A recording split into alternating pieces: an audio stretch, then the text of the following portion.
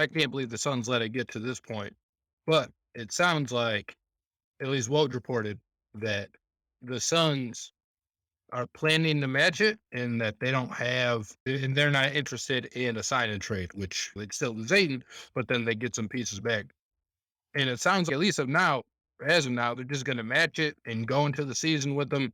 And if they find a trade partner in the next 4 years, just how long the contract was, then so be it. Right.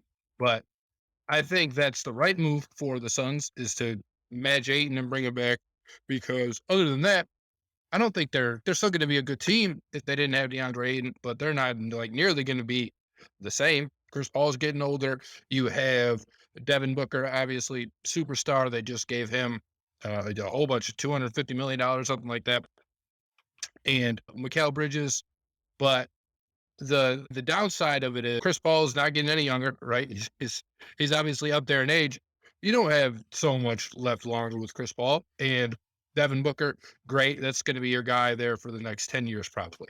And then even with a guy like Bridges, and we all love his defense, but if he's not going to start hitting down like his threes on offense, then he's just a good defender. And while that's valuable, there's so many people who are just good defenders in the league, and people are always trying to get rid of them. Matisse Thybulle is the guy that you always hear in trade rumors. Excellent defender, but he's not giving you anything on offense. So there's still guys that have to make improvements. But if you have Ayton, he has improvements to make, but he's already really good. You said it. He's one of the best young big men in the NBA, and he absolutely is. He's not necessarily a traditional center. He's got a bit of a face-up game, but he's not so modern and new age now that he's out there banging away from three. But he's got a nice mid-range game. He's somebody who is good on defense and offense, so he's a two-way big, which is super important in the playoffs, because then you get to some of these other guys. Rudy Gobert, famously, right? He plays worse in the playoffs, and then you have teams who are able to neutralize what Rudy Gobert does, to the point where he's playing like less minutes in the playoffs than he is in the regular season games or something. So for me, I think it's the right move on the Suns' part. They're just going to kick the can down the road, it sounds. And if you can't get a sign and trade where you can grab Kevin Durant and bring him to Phoenix, if you're going to try and package Ayton and send him to Brooklyn, anything outside of that, I think you just keep Ayton and you run it back, because you guys were still a good team. I know you got blown out in Game 7, but you're in the finals the year before. You were in Game 7 of the semifinals, the conference semifinals this year. And there's no reason you shouldn't be a good team again. But DeAndre Ayton is such a huge part of that. And getting someone, say, like they got Miles Turner back in a sign and trade or something, Turner's fine, but he's not going to give you what DeAndre Ayton gives you.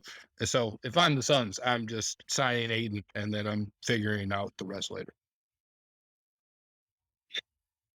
Yeah, if I'm the Suns, I never let it get this far. I don't understand this for the life of me. So much was made of Ayton not playing the second half, really, of Game 7. You were down 45 points. Like, what is DeAndre Ayton going to do for you at that point to really get you into this game? Nothing. He's not. He might get you 15 points back into it, and now you're down 30. Congratulations. Like, he's not going to do anything for you right there. Why risk the injury when he's coming up on this contract year? And this is a guy who has been consistently very good. 17 and 10, 11, 12 rebounds as the third option on his team. This isn't a guy that's putting up 17 and 10 as the number one guy or the number two guy even. He is the third option behind Booker and CP3, and he's putting up these numbers for you. So imagine what he would put up if you actually focused on him as a focal point in your offense. This guy can easily get you 25 points and 15 rebounds if you wanted that to be your offense. You obviously don't in Phoenix. You've gone this new wave with the way that the offense has gone in the NBA, but you were the number one seed this past year. You blew it against the Dallas Mavericks, and for the life of me, I still can't figure out how you blew it against the Dallas Mavericks, but you did. I don't know if it's just Chris Paul being too old and he can't play this many games in a season. Maybe you start shutting him down for 30 games to start the year, let him start after Christmas or something, and let him play from then on. I don't really know the answer to that question, but you have a very good young center who's turning, 24 years old. He's still got a lot of NBA life left in him. He's putting up very good numbers for the limited amount of touches he's getting in that offense. You don't want to make him the focal point because that's not today's NBA unless he starts hitting a lot more threes than he's hitting. And he can hit the three, but it's not something that's been really his focal point in basketball in general since coming into college and then the pros. but he's damn good at what he does, and he makes you a better team. And he is one of the top 5-6 centers in the league. I don't know why you let it get this far to the point that Indiana even has a chance to steal him away from you when you were the #1 seed, and 2 years ago you were in the NBA Finals. So you're not a bad team, and you're right there as far as a finals contender, and you let it get this far with one of the best young players in the NBA. Meanwhile, you have aging all-time great point guard that I don't know how much he has left because he seemed to really disappear in those last few games against Dallas. And I don't know if that was him hitting the cliff or if him just being too tired throughout the season. He missed a bunch of games throughout the year. What did he miss? 12, 15 games, something like that with the hand, the wrist, thumb injury, whatever the heck he had that took him out around the All-Star break. So he didn't play the full season anyway. But to me, if I'm the Suns, my focus is on keeping Booker and Ayton and figuring out everything else, not focusing on keeping Chris Paul and Booker and focusing on everything else. I'm much more focused on keeping DeAndre Ayton on my team. And at least keep Ayton for now. If you don't like him, like in a year, like then try and trade him. But run it back because he is, again, one of the better centers in the NBA, and he has so much room to get better. He's young. He's gotten better every year in the NBA. You're not paying him for what he's done, really. You're paying him for what you assume he can become in these next 4 years. And what he's done is already pretty impressive. And then what he can become is hopefully even more impressive than what you've already seen from him. And again, if it doesn't work out, then try and trade it. There's always going to be somebody who wants to trade for him, whether it's the contract, the asset, whatever the case is. And that's, I think that's how you should play it. You should run it back and then see what happens from there. You don't have to keep them all 4 years, but it's better than losing them for nothing or getting pennies on the dollar back.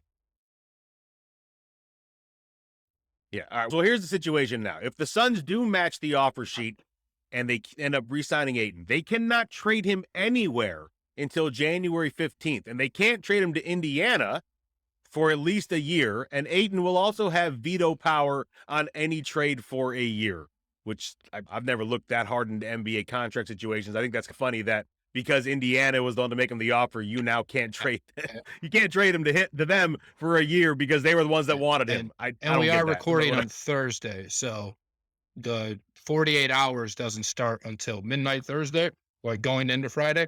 So it's about 8 o'clock on the East Coast now. I don't know what time their midnight is, but if it's midnight Eastern, it's about 4 hours for Phoenix and Indiana to work out a sign and trade before that 48-hour clock strikes. Because once he signs it, they can't sign and then they just have to match, is my understanding of it. So if they're going to sign and trade, they have to do it in the next couple hours here. So Indiana, it's an interesting situation. Indiana has had some good pieces in Malcolm Brogdon and Domantas Sabonis. They both gone. Indiana swept them out. They traded Sabonis this past year to the Kings in a big trade. They traded Malcolm Brogdon now this offseason. It looks like they're going to be building around Tyrese Halliburton and Benedict Mathurin, who's the 6th pick this year in the NBA draft for them. They have to clear out some other space as well if they want to be able to sign Ayton to that max offer. And looks like every piece they got back from Boston, they're willing to sweep away to bring DeAndre Ayton in. But so you're looking at a future possibility for Indiana of Halliburton and Mathurin as your backcourt, and then DeAndre Ayton leading the attack on the front court. It could be a very interesting situation in the East to have DeAndre Ayton there with that backcourt.